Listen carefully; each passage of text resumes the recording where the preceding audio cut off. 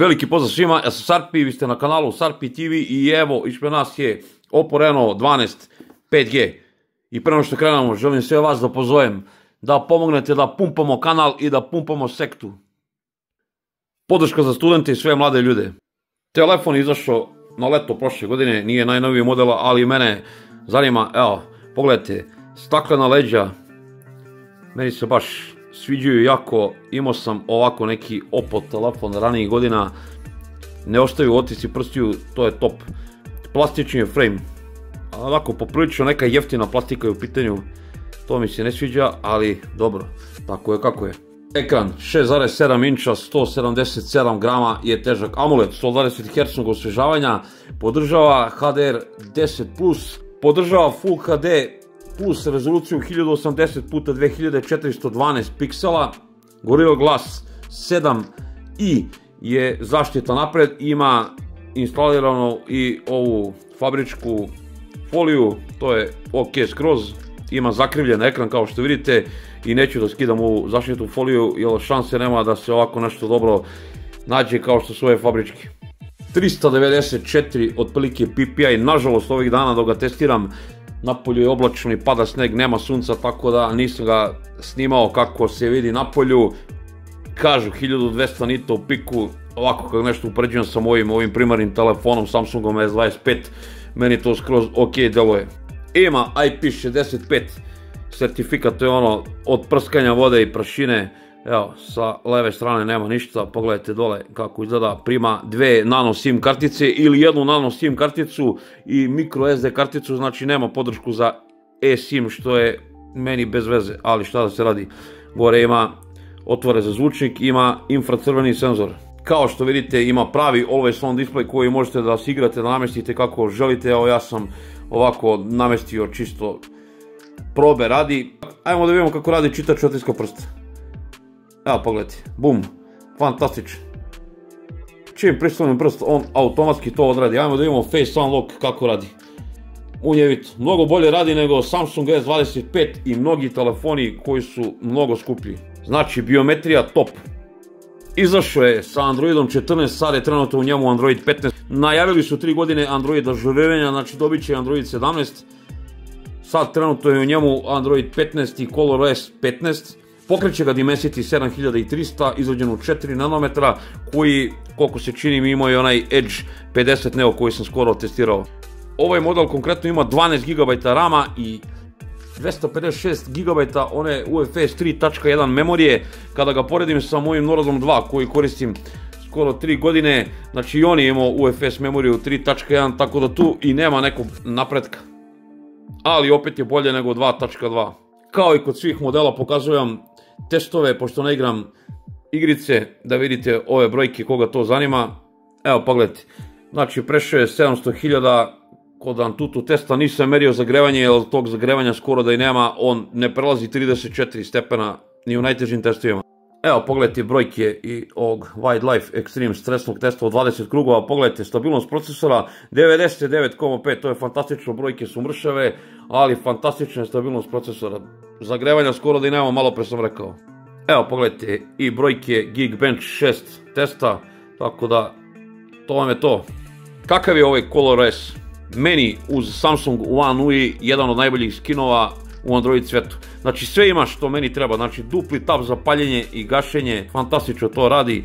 Ima ovaj sidebar sa strane, ima velike i male foldere. Znači brzo, fluidno radi, znači iako je takav procesor koji nije onaj premium, znači ja nisam naleteo ni na jedan jedini bug, ni bilo kakvog seckanje, sem na jedan bug kamere, ali to ćemo malo kasnije. Ima ovaj file dock kao kod onog Realmea GT7 Pro koji sam pokazivao kao Honor što ima onaj favorite space, znači tu možete da ubacujete, naprimjer uradite neki screenshot i da vam se tu nađe, svašta nešto možete da namestite. Personalizacija na najvišem mogućem nivou, imate ovu aplikaciju Theme Store, međutim ja ne volim to nešto preterano da menjam, jedino što morate da sulugujete da napravite njihov nalog. Imate tu brdo tema fontova, wallpapera, znači pogledajte samo koliko fontova ima, ali zašto je to dobro, ko voli to da se igra s tim, sve je džabe, znači ništa se ne plaća. Možete da klonirate sistem isto kao kod Realmea, možete da imate dualne aplikacije, znači bukvalno sve živo možete da imate na ovom ColorOS-u. i da ga podesite onako kako vi želite. Ima stereo zvuk, ajmo da pustimo da čujete kako se čuje. Ajmo da pojačamo do kraja. Gore je pravi zvučnik.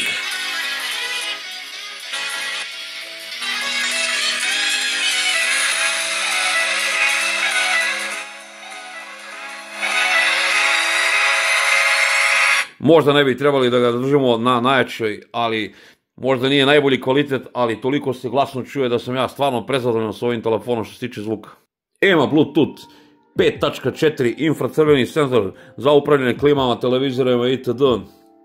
USB Type-C 2.0, meni je to nevjerojatno kod Kineza, to je toliko zastaralo, ali dobro. Da i to napomenem kome je to bitno.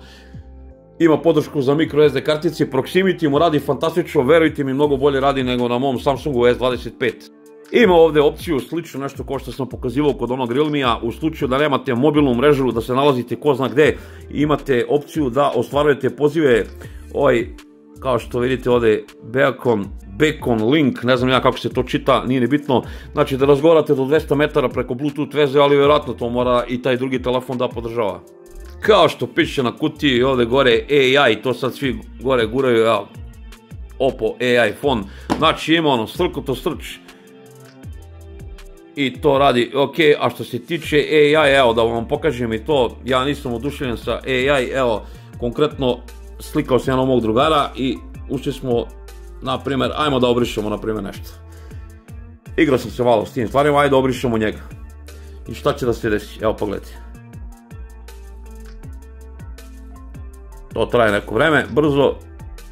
I šta smo dobili? Ako je ovom neko ok, na ulasku u kapiju dobijete neki prozor osvetljen, znači može da piše šta god hoće kao i na tarabi. Ovo što sam ja probao, niđe veze nema sa bilo kakvom AI, ali dobro. Radi otprilike kao onaj AI na iOS. Baterija 5000 mAh, podržava 80W žično punjenje, Power Delivery 2.0. Ja sam izvukao ljudi 10 sati screen time-a, to jest nisam, izvukao sam 5 sati screen time-a, ali ja više nisam mogao da koristim ovaj telefon, a nisam bio ni na 50%, tako da mogu da pretpostavim da ovaj telefon može 10 plus sati screen time-a napraviti. Nažalost, globalu, ovaj telefon ne dolazi ni sa punjačem, dolazi samo sa kablom.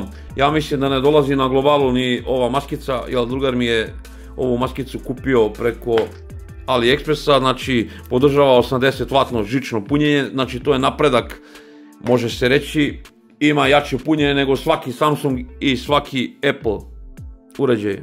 Tako da, bravo za Oppo, to nemam nikakvu zamjerku ni na trajanje baterije ni na brzinu punjenja. Ajmo da pređemo na te famozne kamere. Glavna kamera je od 50 megapiksela sa elektronskom i optičkom stabilizacijom, snima video u 4K u 30 fps-a. Ultra široka kamera je 8 megapiksela i makro kamera je 2 megapiksela, nažalost nema telefoto kameru, ali dobro, meni to nije toliko ni bitno. Znači selfie kamera je 32 megapiksela koja snima video u 4K u 30 fps-a, što je meni skroz ok. Evo da vam pokažem i aplikaciju kamere šta sve ima. Znači koji svaki Realme ili Oppo, evo možete tu da namestite razne stvari. Pronašao sam jedan bug, ali nije stalno, znači kad upotrebim selfie kameru, kad je uključen noćni mod, puca aplikacija kamere, ali ne uvek, ali eto, čisto i to sam snimio, pokazat ću vam. U nastavku videa pogledajte kako ovaj telefon pravi slike, video zapise, pa ćemo da damo neki sud i o ovom telefonu.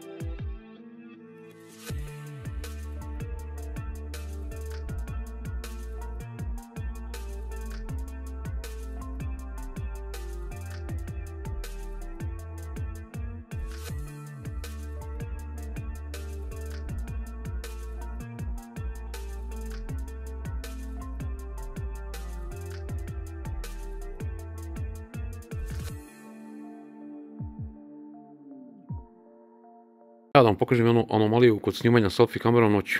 Pogledajte, uključen je ovaj noćni mod. Evo, puca selfie kamera. Nevjerojatno. Ne dešava se uvek, ali prosto nemam objašnjenje. Ajmo stavimo 0,6. Evo, sad nije puklo na jedan puta. Kao što vidite, puca.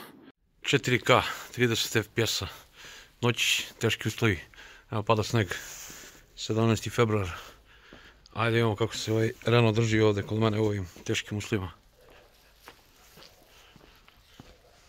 Nema magle, nema smoga, ali zato pada sneg. Ajmo tamo u mrak da zoomiramo. Da vidimo kako izgleda 10 puta onaj kilometar daleko otprilike vazdušnom linijom od mene. Ajmo malo da prošetamo. 4K, 30 FPS-a. Evo pogledajte, lens flare, pada sneg. Ajmo malo da zoomiramo. 10 puta zoom. Ovo je sad ultra široka kamera. Ne očekujemo nje ništa, ali da vam pokažem i ultra široku kameru. Ajmo malo prošetamo. 4K, 30 FPS-a. Kao što vidite, ovaj lens flare, pada sneg. Lagana šetnja. Ono ultra steady stabilizaciju. Full HD 60 FPS. Odmah se vidi da je tamnije. To mi se ne sviđa nikako. Bolje mi je 4K pa i da se više trese nego ovo. Pravo vam kažem. Ali dobro. 4K 30 FPS-a. Kao što vidite, noć, teški uslovi. Nema laže, nema pravde.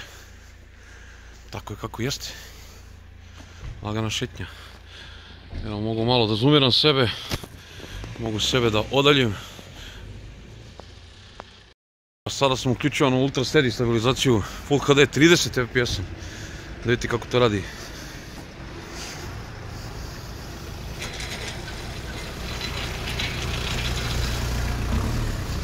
Marf je čudo. Znači, čim krenem da snimam, ono naiđe brdo automobila kod da sam u nekom centru grada, inače žive duše nema. To mi je to. Ajde da vam pokažem ovaj dualni video noću. Kako on to radi. I to nije loša varijanta. Za onom kome treba. Ja vidim da to secka na telefonu. 2 puta zoom. Ponovo glavna kamera. To vam je to. Snimamo Oppo Reno 12 5G 4K 30 FPS-a. Dan, oblačni uslovi. Evo kao što vidite kako on to radi. Evo malo autofokus. Ajmo malo da zoomiramo. Koliko može. 10 puta zoom. Pa ponovo glavna kamera.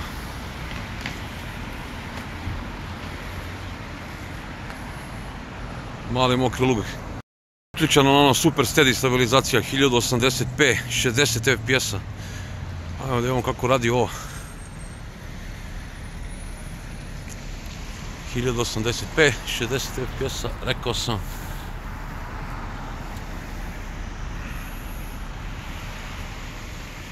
Meni čini se da malo trza. Sad vi napišite u komentarima da li trza i vama. Sad malo ja snimam Oppo Reno 12 5G 4K 30 FPS-a. Dan oblačan kao što vidite.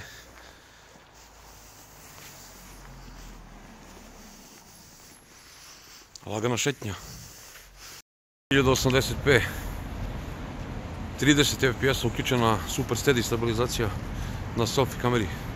Pa da vidimo kako to radi ova super steady stabilizacija. Meni ovo delo je ok. Testiramo malo ovaj dualni video. Da vidimo kako radi. Evo sebe mogu pomerim. Gore, dole, levo, desno. Da ga hoću. A malo zoomiramo. 2 puta zoom. 10 puta zoom. Pa ponovo glavna kamera. Evo malo pre dok snima nilazi neka debilčina i ladno me proziva. Šta to snimam? Bože, ljudi žive još u komunizmu, ono, bože me sačuvaj. Evo vamo su snimali jedan film. Ko zna, Nek napišite u komentarima jedan popularni film. Evo, ako ste vidjeli kako ovaj telefon pravi slike, video zapise, ja nemam šta tu previše da dodam i da oduzem verovatno neko vičan fotografisanju i video snimanju će napraviti bolje rezultate. Vidjeli ste sami video snimanje, za njega je noć teški uslovi, tako da nisam ni očekivao za 250 € koliko sam ja platio ovaj telefon. Kamere mogu i da mu oprostim, dnevni uslovi skroz ok, na primjer ono dualno snimanje, to baš je nisam zadovoljan, ali to je zasluga sigurno siromašnog tog procesora. Dobre strane ovog telefona, to je ta cena koju sam ja nabavio za 250 €, ja sam dobio čak od prijatelja i punjač od 80 W, dobio sam maskicu, znači za 250 €, ja i ne mogu da mu nađem neke velike mane. Znači, baterija je top, punjenje je top, ColorOS je fantastičan uz One UI, po meni najbolji Android skin, zvuk je meni fantastičan i ekran mi je fantastičan. Šta se meni ne sviđa na ovom telefonu? Nema eSIM, ja sam navikao da korišćenje eSIM-a tako da sam mogao da koristim samo jednu SIM karticu, nažalost nisam mogao koristiti moju eSIM karticu. Nema bežično punjenje i nije mi sad to toliko nešto bitno. Bug kamere mu je loše po meni, ali vjerojatno će se to ispraviti nekim budućim ažuriranjem. Loše je to, taj dostupnost kod nas ovog telefona zvanično, koliko ja znam, nema kod nas, tako da ne daj Bože da se nešto desi, to je bukvalno katastrofa. Procesor je mršav, ali je i štedljiv, tako da ne može sve da se dobije. Ima boljih telefona za ispod 300 €, otprilike, ja mislim za mene lično bolji je telefon A55, iako ima očeno brzinu punjenja, ali što se tiče izrade i što se tiče nekih stvari, meni je Samsung bolji. Što se tiče obećanih Android ažuriranja, Samsung ima dužu podršku od ovog Oppa, to je sigurno, ali dobro, ko voli dobru bateriju i da ima brzo punjenje, onda ovaj Oppo kida Samsunga. Razmislit ću još par dana da li ću ovog Oppa da zadržim i da mi ovo bude moj sekundarni telefon, mada razmišljam iskreno i ovaj telefon bi mogao da koristim i kao primarni telefon, zašto da ne? Par dana ga nosim kao svoj primarni telefon i ja stvarno nemam nikakvu zamjerku u radu ovog telefona, znači biometrija mu mnogo bolje radi nego na mom Samsungu, baterija je duplo bolja nego na mom Samsungu S25, punjenje da ne kažemo koliko je puta bolje, a Samsung košta i više od 3 puta skuplje nego ovaj Oppo. Da ne davimo više, lupite like ako vam se svidio ovaj video, komentarišite nešto, zanima me i vaše neko mišljenje, podelite ovaj video, vidimo se u nekoj od sljedećih recenzija, puno pozdrava od Sarpija i pumpajmo dalje.